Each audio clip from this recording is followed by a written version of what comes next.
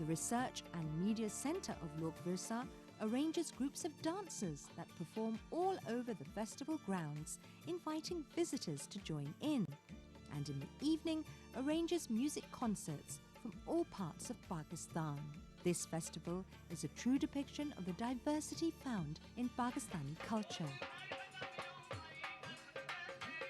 Fairs and Festivals of Pakistan.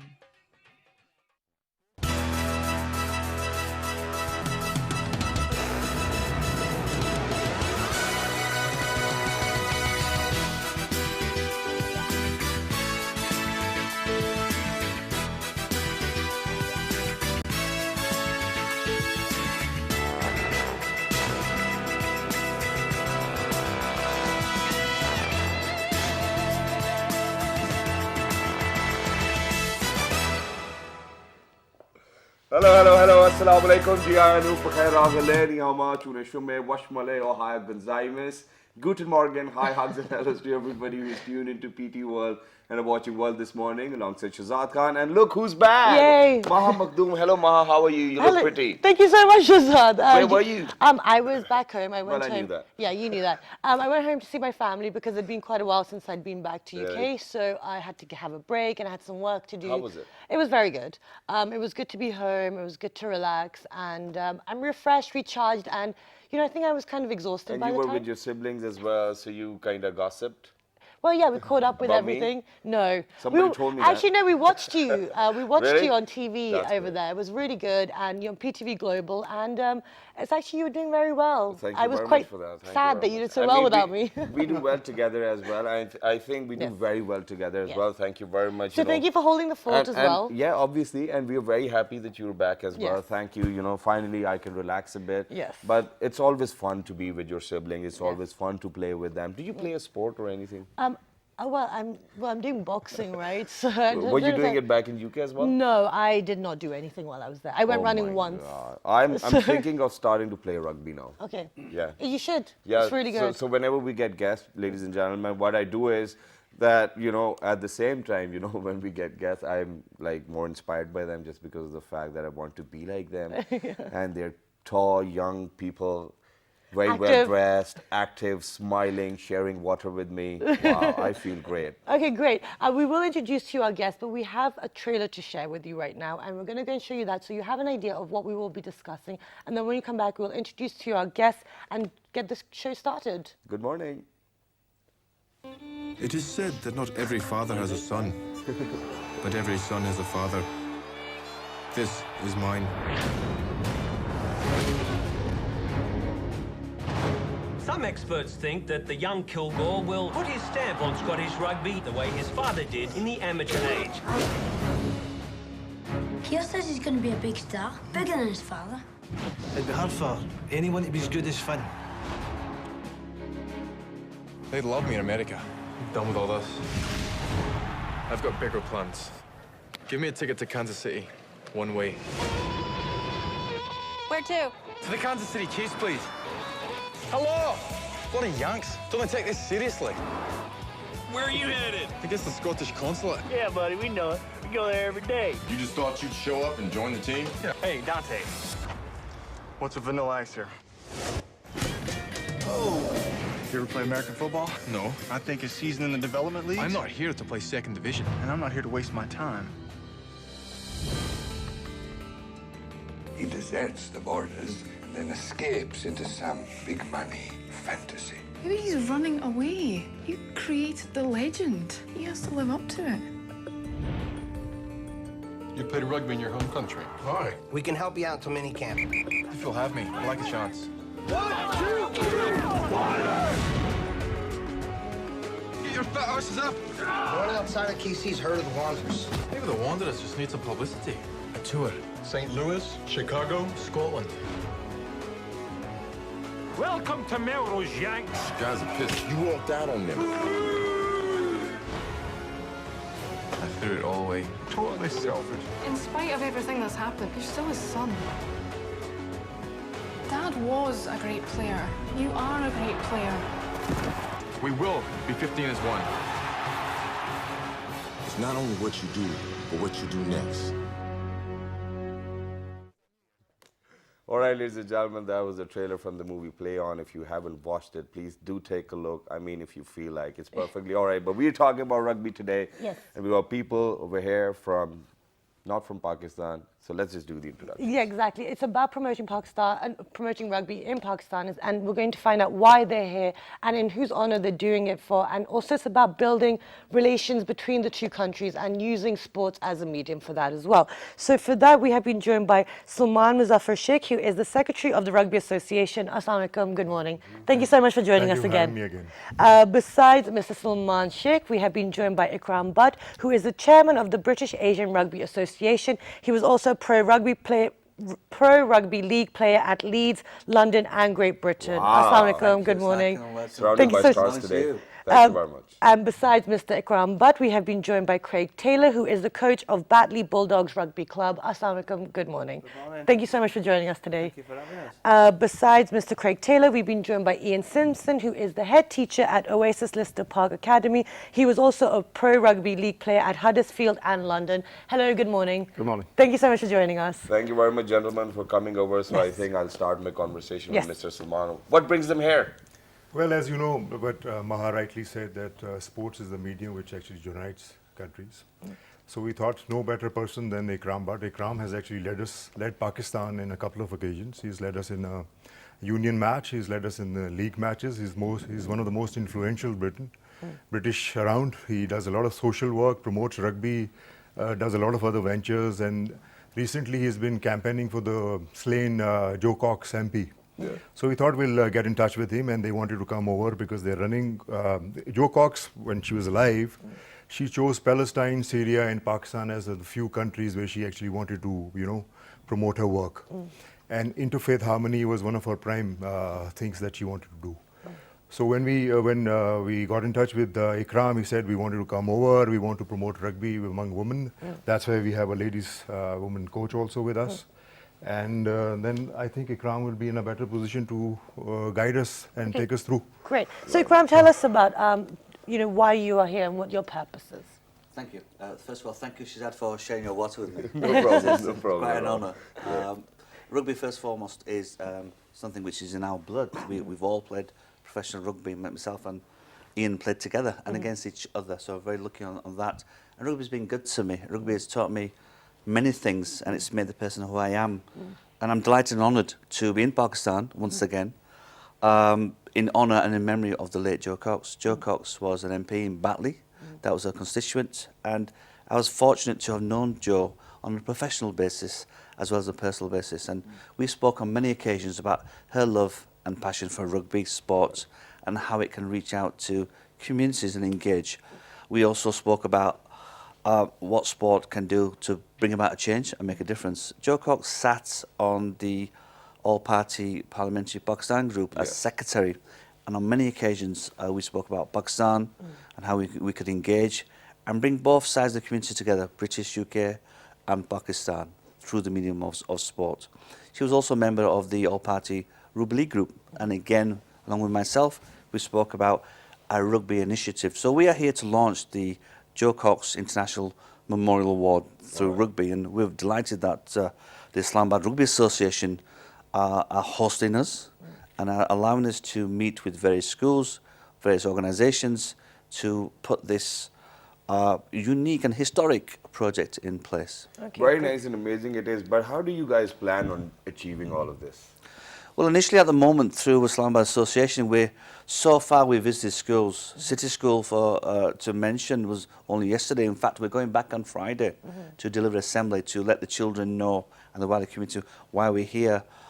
Initially, it's a case of working and collaborating with schools and organisations to have a better understanding and a mutual understanding about how we can work with the project and similar objectives and themes. Joe Cox, what she believed in, what she fought for democracy, peace, tolerance. She was a champion of women's empowerment. She was a champion of welcoming refugees. And it's providing that understanding and awareness. Her famous words, her maiden speech, we are far more united, far more in common with each other than which divides us. That's something which resonates around the world. So Pakistan today, Palestine tomorrow, Syria the next day, and who knows where next. Okay, great. So I'll bring Craig into the conversation. You're talking about also promoting rugby within the women, and you're going to schools as well. What benefits, especially within Pakistan, can you share with us, and why do you think rugby is a good medium? Well, I coach women and girls back in the UK at club level and at representative level, and it's a growing sport in the UK as well. I've got daughters that play, and some friends of mine that their daughters play too, and it really empowers young girls and women, gives them confidence, it allows them to feel part of something, and the thing about rugby league and rugby union, once you're part of that group, that community, it's like one big family. You have a big support network, and rugby, is a great leveler. It doesn't matter whether you're rich, poor,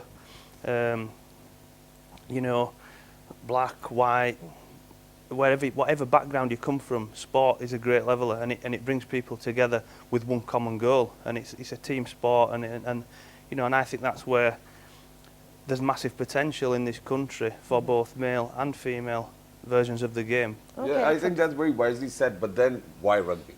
Just because you guys were playing rugby earlier, or there could have been any other sport? For example, over here in Pakistan, cricket's very famous. So, why rugby as a tool to, bring in all of these things? Cricket. I'm a big cricket fan. I like cricket. I watch cricket a lot. I used to play when I was younger. But I think rugby, because of the physicality of the game, it brings... Contact sport. Yeah. It brings the people that play much closer together. You have to really rely on your teammates, and that's why they do become family. It's a very physical sport, and you need that support on the field. Excellent. Well, I think it's hard to to be a family, because either way you're pushing them whenever they're closer to you. That's the other team. Yeah, obviously. They feel at home on the field as well. Yeah. Great. Okay, so now I'll bring you into the conversation. You're the head teacher at Oasis Leicester Park. And the principal, yeah. And the principal. So, obviously when you're going to schools here, so as a principal, someone who needs to reach out to the parents, rugby is something that is new within Pakistan. What would you say to them? How can it help build the community and also bridge the gaps between the different cultures, do you think? Well, the school that I work in is in a disadvantaged area of Bradford. 90% of our students are of Muslim backgrounds. Okay. Yeah. So this trip is important for me as a principal as well, to understand where they come from. Ikram works with us 2 days a week with Oasis. Oasis has 47 academies in the UK, and it has 10 hubs around the world in disadvantaged communities. There is one in India. There isn't one in Pakistan. Okay. So we're trying to link with this project to make it a lasting legacy. So this award that we give on Saturday at the rugby competition for girls, this Jo Cox Memorial Award, very nice, with her famous words on there. I think probably we can share it with our viewers as well. So we can zoom in a bit, and you can just hold it like that very nicely. Feel as if you're modeling with that. Yeah. Okay. Great. So her famous words from her maiden speech are on that award. Okay. And this trophy will go to the player of the day at the weekend. Wonderful. When we come back next year, we will have another trophy, and we're going to bring some of the girls that play with Craig, play for Craig, and we're going to select 5 girls from my school who've never played rugby before to join this team. So when Ikram comes back, when we come back to the UK next week, Ikram will start the rugby programme in my school. He works in my school 2 days a week doing all the community engagement projects. Right, excellent. That's great and amazing. Great. Yeah, that is great indeed. But Salman Saab, now, since I was going through all the profiles and what you wanted to discuss, so I just read somewhere it was written that, we wanted to, probably see that, that the rugby is getting better over here in Pakistan, the level's getting up. What do we actually mean by that, and where do we stand in terms of rugby as a sport in Pakistan? Well, to begin with, rugby has been reintroduced in Olympics. We were supposed to have it in our national games also, both the male and the female sport. Unfortunately, they got postponed. Rugby, why I say is evolving, is because it suits the temperament that we have. We're basically an aggressive nation. We're not subdued. I mean, you can be as a rugby player, but let's not put it onto the nation. Well, you see, because the games that the nations play, it comes from what they are basically. So that culture can be actually very well crafted here in Pakistan. We recently, since we were here in the last show, in the last 4 or 5 months, we've paced a lot. We've reached out to schools, we've reached out to departments. Yesterday only we were at the police academy in Sahala, and the commandant was very excited about the project to come and train their cadets. We went to the IG of Islamabad yesterday, and he was kind enough because they have a lot of force which can be trained, both male and female. Exactly. And the union and the league itself is working a lot on improving, and we've been earmarked as one of the countries which has a lot of potential for the rugby to be promoted. Wow. Okay, excellent. So it is a program which is called Get Into Rugby, which has been run by the World Rugby Union. Let us know about it. We've been earmarked for that particularly, and we've done massively in that. Why I say that is because we go into places like Lodhra, we go into places like FATA, KPK, and we have you'll see FATA's female team coming and playing on Saturday. Excellent. Wow. So it's a huge outreach. And hopefully we're going to be able to cover that, so we can give you guys an update on that. But I want to ask you, Ikram, you said that back in UK you've been working with Joe Cox on violence against women, women empowerment, and using sports, especially rugby, as a tool. And as just Salman has just mentioned, within Pakistan, you're going to all these far-flung areas. It's reaching them. But how do you think that it can be used as a tool to empower women? Because it isn't really a sport that I mean, even in England, not that many women are into it, and we're still promoting it. So within Pakistan, we are. I mean, you mentioned why rugby? Why not? Rugby is a great sport. It reaches out. We talk about reaching beyond the try line. And the disciplines that rugby teaches you, character, the other disciplines such as behaviour, meeting new friends. I get to meet so many people. These two individuals, Ian and Craig, part of my circle of good friends. That wouldn't have happened without rugby. And women's empowerment, just to mention that Jo was murdered by a male, and she fought for women's empowerment, women's rights. And one of the campaigns that we're here supporting is the White Ribbon Campaign, a global initiative, largest of its kind, made up of men speaking out against violence towards women and girls in all shapes and forms. And the project itself is going to be focused around women and girls. So the idea is identifying 15 young girls from West Yorkshire, so Kirklees under Joe's constituents, from Bradford, where myself and Ian work, and from Leeds, my hometown in Leeds. So we're going to work on this women's project. And rugby is a sport that caters for all shapes and sizes. Salman mentioned aggressive, but it also can be sort of light, and the social elements. You can be as aggressive as you want to, but it's channeled way. So it's teaching people to be composed and focused. And mellow down. And that's attitude. Getting the correct attitude and applying that as well. So and also has a large part. I think also another way, it's a way to channel the frustration probably within the country as well, and get some control over factors of your life maybe that you don't have. Because half the time Ma keeps on telling me that she's going to stab me, so I think I don't. Not since I started boxing. Stop saying that. So I think we should start playing rugby as well. And it's important that we should highlight and recognise the achievements and contributions of females, just like Jo Cox, and the 15 young girls that we're going to bring to Pakistan, inshallah, but also the 15 young girls that we're going to identify and work with over here. Okay, raising so now, aspirations. Yeah, that's what I wanted to pick up on. How do you think that you're going to identify all of that raw talent we have over here in Pakistan? I know that Craig's here as well.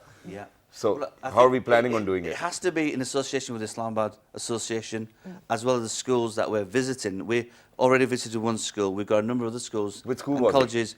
City School. City School this How morning. was it? Did they have a bit of talent? Did they?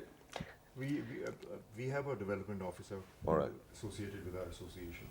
He goes on different schools, including government schools, by the way. So we are not doing that. We only go to the private schools. He goes to City School, he goes to Beacon House, he goes to Roots, and then he goes to the government school also. And and the Sweet Home, by the way. Excellent. And we're also going to Sweet Home tomorrow for a session and taking them around. And the boys over there we already have identified about 10, 12 boys within the age bracket of about 10 to 12 years. So we're coming up with they're an going under to start 16. early. We're coming up with an under 16 tournament beginning next year, and we're going to have 6 different teams from different schools. So now the clubs will be there. No, and it's no, going to the get clubs, bigger. the schools. The schools. All right. We're taking up the schools, the Sweet Home Boys, and different schools from the rest of the Punjab and the country. And we're having an under 16 tournament, so which is going to be huge. Within 6 months, we're going to make sure that we lined up about 6 teams from the schools. Very nice. But Excellent. do you think that over here in Pakistan, any departments are willing to, have a team of their own for rugby? Well, departments already have teams. Okay. There's WAPDA team, there's police playing, army's playing. They're already in. As I mentioned earlier, we're already through our Pakistan Premier League, which is on. National games are naturally represented by departments and provinces differently. So that is already, the base is already there. Okay. Now what we want to do is want to have federal teams. Punjab Police has its team, but we want a federal police team also. We want an academy team also. That's why we went to the police training school. Yeah. Okay. So by doing this hard work or spade work, eventually we'll have a lot of teams. This is how things work back home in England also. Yeah, and that synergy we can share. And that's why it's important that we need to work together. Not a case of us come to Pakistan and saying this is how it's going to be done. It's a case of this is what we like to do. This is a project. Let's work together to put it together. And mention about schools. A large percentage of our children come from Azad Kashmir.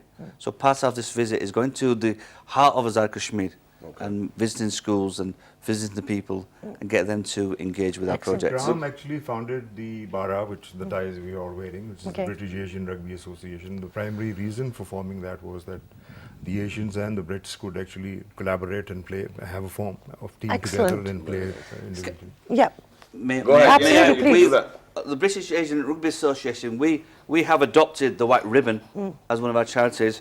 We've also adopted the Joe Cox International Memorial campaign, and on our jerseys, if you can focus on there, at the bottom we have more in common, which is really important. That's something that we should share. Elaborate the white ribbon also. Yeah.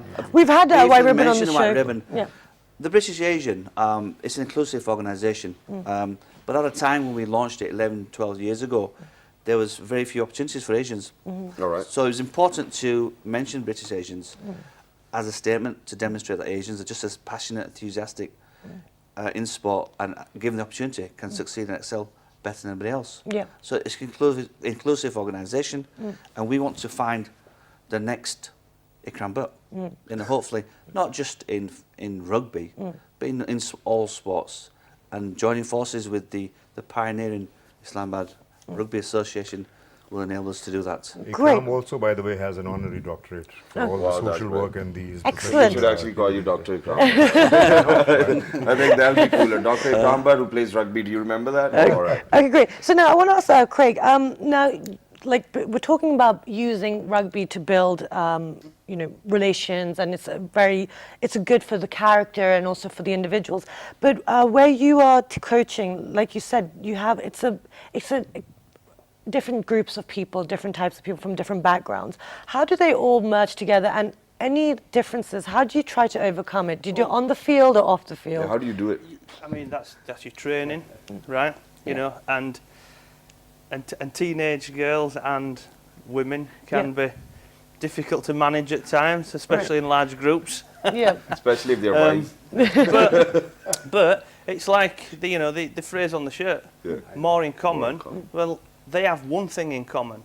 You know, they turn up 3 times a week to train back in the UK and then play on a Saturday or Sunday, and that's what they have in common. That is their common goal.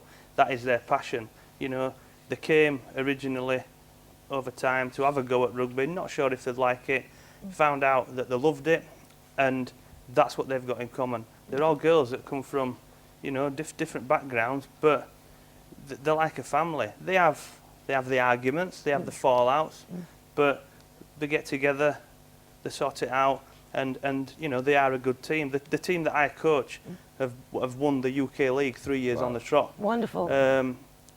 But like I said, they do have the fallouts. It takes a bit of managing at times, but they have got one common goal. That is rugby league. That's what they love. That's their sport. So, despite the differences, it's the sport that brings them together. That is brilliant. But if there's somebody within the team who's got lesser things in common, what would you do as a coach? What would I do as a coach?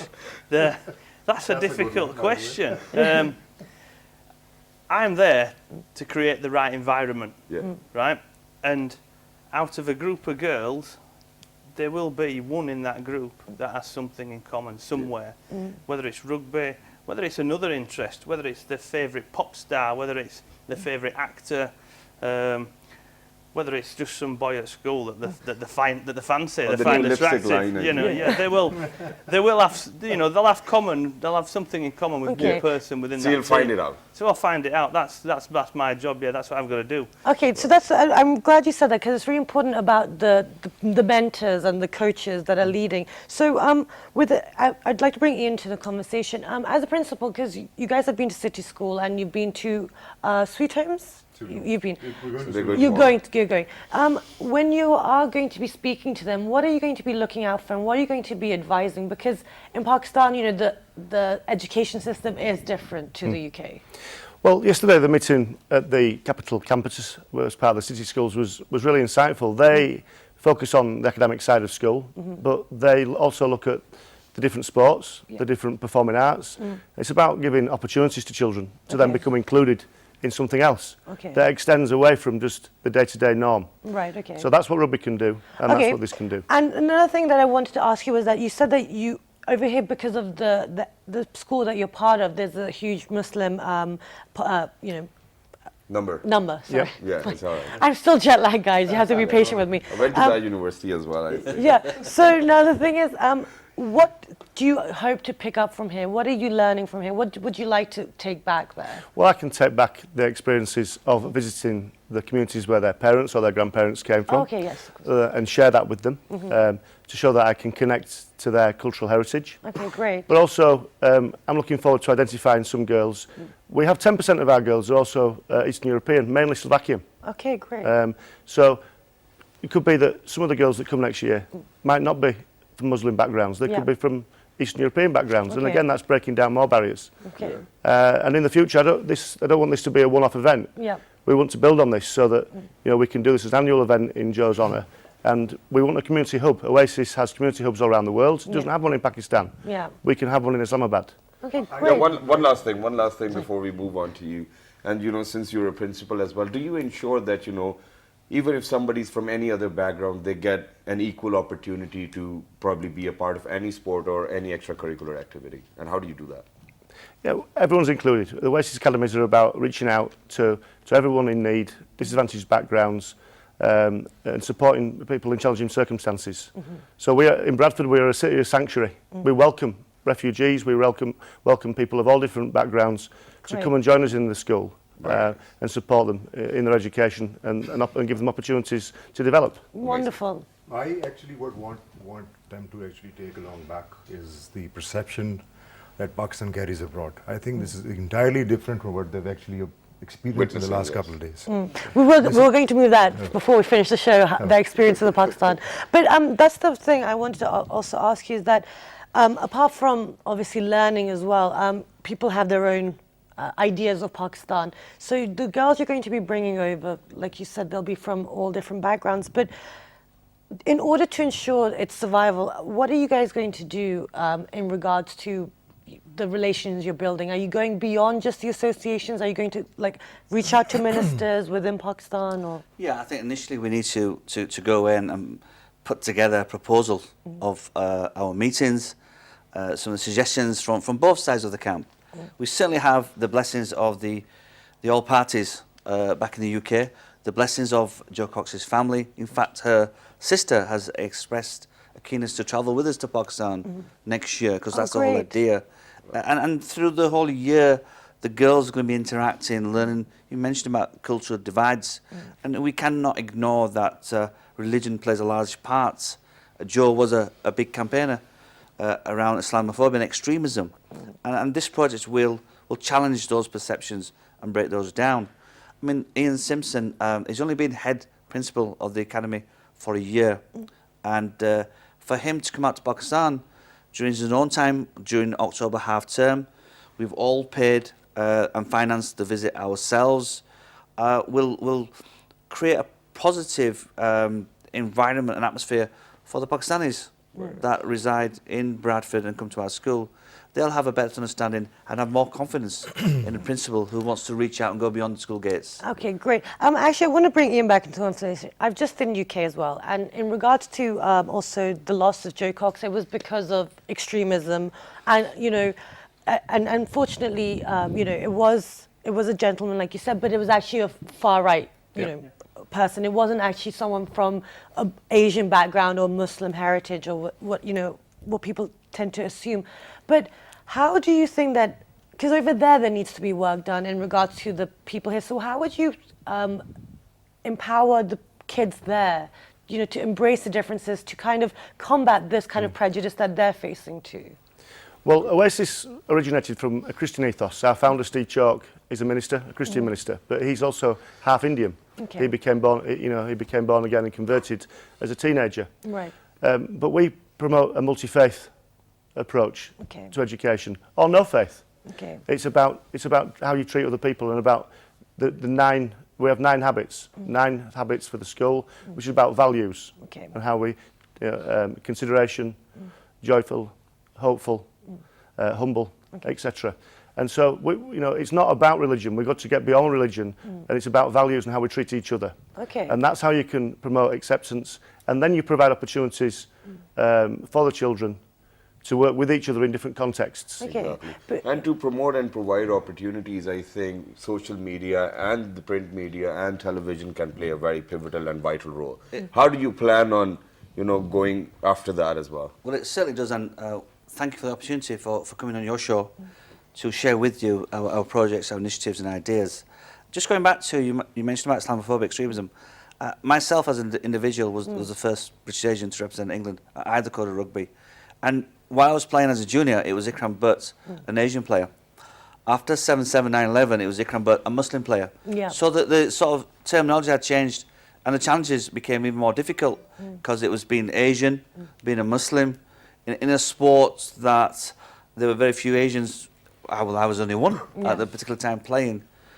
So it was important for us to break down those barriers and build bridges. So here's a plug for my autobiography, Tries and Prejudice. You know, if you look back, my career wasn't the best. I was a good player, but not the best, by no means. But I had a story to tell, particularly being British Asian in my upbringing, and how the stereotypes and the labelling affected me. And those experiences that I wanted to share with other people, so they have a better understanding and awareness. And that's how you come back and you challenge those stereotypes against Asians and Muslims. So how did you do it though? Well, it was a great deal of perseverance, endeavour. I was fortunate to have a very close family network. My father was a role model and still is, but sadly he passed away at 11. However, the sort of the faith and disciplines that he instilled in me stands to this day, and that's what's got me through. My faith, the blessings of my mother, and the support of people around me, and rugby. You know, coming back to that, why rugby? Brought you guys together. Absolutely. Okay, Very wonderful. nice and superb it is. Now, you know, coming back to my question, that when when there's opportunity, when you want to provide opportunity to people, obviously you use different tools and mediums to make it out there for the community as well. Yeah. Now, obviously, we do have print media, social media, and all of these other mediums. Yes. Are you planning on using them as well? Because there's a match coming up on the 29th, right? Yes. Are we marketing it a bit as well? Are we telling people that this is something which is happening? We've already done that. We've had press releases since they've arrived, and we've also mentioned that there's a match going to be on the 29th. And we can't exist in this day and age. We can't exist without media, print or electronic, both. So, like I said previously, when we had our tournaments, the show we were here before, it went live for the first time in the history of Pakistan. PTV was kind enough to Thank you very much, PTV Sports. We do something good sometimes. We're in debt for life. And would you believe people called us from different countries, our associates, our players, our relatives, girls rugby happening in Pakistan. What are you guys doing? You know, it was going live around 60 countries, and you know, and they saw girls playing rugby in Pakistan. It was a huge thing. Absolutely, it is a huge thing, and the fact that we're promoting it, because I remember 3 years ago, there wasn't. I mean, if you live in a country where you know it is hard for a woman to actually go to an engineering college, I think it's very hard for her to come to a rugby field. Yeah, that's what I'm talking about. Let me tell you one thing. When we were going out hunting for rugby in Pakistan, we went to southern Punjab. In southern Punjab, you would see girls riding bikes, playing volleyball with the men, doing all sorts of sport activity. And that's how it was so easy for us to form a team in Lodhra that you would be surprised. It was the easiest, it was easier than having one in Islamabad. Because everything was happening. It's just that we don't actually tell the world that what's happening in the rest of the country. All we are actually busy doing is having these political shows day in, day out. And we don't actually tell the world what's happening and what potential do we have. Exactly, and the best part is that, you know, this is how we project the soft image of our country as well. People are getting to know that, you know, that equality prevails within our country. Absolutely. And people are at least trying next for time it. If you come up with such statements where you Shazad, say that, listen, okay, don't even start that conversation. One visit to any of these backward areas, you would find that the empowerment backwards women have in those areas, it's not even available in the cities. Okay, so who do you think is going to win on the 29th? You're just they're not allowed to say, they have to stay neutral. Well, I think the army team is more trained and equipped to actually take the trophy. All right. Okay, but let's because we trained them, we trained the girls, and they've hijacked the team. Okay, so no pressure if they're watching, you have to win. Okay, now just stepping away from rugby for a moment, because we are running out of time. I'd like to ask Ian and Craig, because you guys are in certain areas, you have exposure to different background, different cultures and stuff. However, how was your experience and how was your idea of Pakistan before you came here? Was it completely shattered or was positive, negative? So I'll start with you, Craig. Obviously, the media in the UK plays a very big part on how people perceive Pakistan as a country and the people. And I think, like you're on about changing people's perceptions, well, like me and Ian and Ikram, we're role models back home. I have, you know, probably not as many young people as Ian, because he works in a school, and so does Ikram, but I have access to a lot of young people that I coach and women that I coach. I'm part of a professional rugby club. I'm a development officer there, so I go out into other schools and coach children. And just by me coming out here, that's making a statement in itself. Okay, great. You know, that it is a safe place to go. So after the show, we were taking a lot of selfies. But how was your personally though? Did you expect Pakistan to be like this or not? I didn't. You can be honest. It's okay. No, it's okay. You can be honest. Motorbike experiences. Do you know what I had? To be fair, I came with quite an open mind. I like to travel. I've been to places, you know, in other countries. Went to a place, you know, on holiday once off the Gambian coast, some islands there, which was, you know, an experience perceived to be backward or whatever. But I found that to be extremely safe walking around. You know, like here, the people friendly. I felt more relaxed walking around here than some places in the UK. Back home. Yeah. I would agree with that. It's been very laid back. Everyone's been very welcoming. We've had some wonderful, warm conversations with everyone we've met, whether it's been out for meals or in the schools or with the police authorities we met yesterday.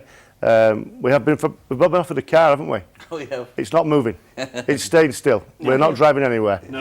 Okay, that is the one big difference. That, but no, I've not seen any road rage. Everyone's going in and out. Yeah, because everyone's doing. Okay, I have severe road rage. I get severe road rage. No, just the odd lady. It might have been you. But you know what? It's better in Islamabad, though. I mean, are you guys traveling to Lahore or any other city? No, I took them to Sihala yesterday. It was experience enough for them actually. Yeah, okay. Because they say even that Pakistan starts almost Pindi after 50 kilometers you've exited from it. Yeah. Okay. Excellent. Yes. Yeah, also we're limited with our time. We'd love to go to Lahore, maybe on another occasion. I'm just sure there'll be many opportunities to come back out again because the whole project needs to be defined. Okay. So this is the first initial visit. Well. Ikram is actually also helping us with forming the Pakistan Rugby League. Okay, great. He's one of the founder members. He's represented Pakistan in the Rugby League matches Pakistan has played so far. We've already written to the Pakistan Sports Board for the registration of the league. Great. And next time he's around, I'm hoping that we'll have something concrete for him to actually work on. once Wonderful, but we've actually really run out of time. We didn't even realize. But thank you so much for being here. Thank you so much best for of having luck us again. with everything. I think you guys are doing a wonderful job. Thank you so much. Well, the reason the media's in UK, that's why I'm sitting here trying to promote Pakistan. But thank you so much for joining us. Thank you so And much. ladies and gentlemen, please do not forget to be in F10 Rugby Ground on the 29th because, you know, it's going to be a fabulous rugby match and Exactly. it's to honor Wonderful Joe day. Cox as well. Exactly. So with that, you log on to our Facebook fan page. Which is with the name of World This Morning. Our Twitter page. World This Morning without a G. Our Daily Motion and YouTube World page. This Morning once again. And the repeat is at 11 p.m. Have a wonderful day. We will see you bright and early tomorrow. Till the next time, 1, 2, 3. Good morning. Thank you very much. Thank you. Thank you.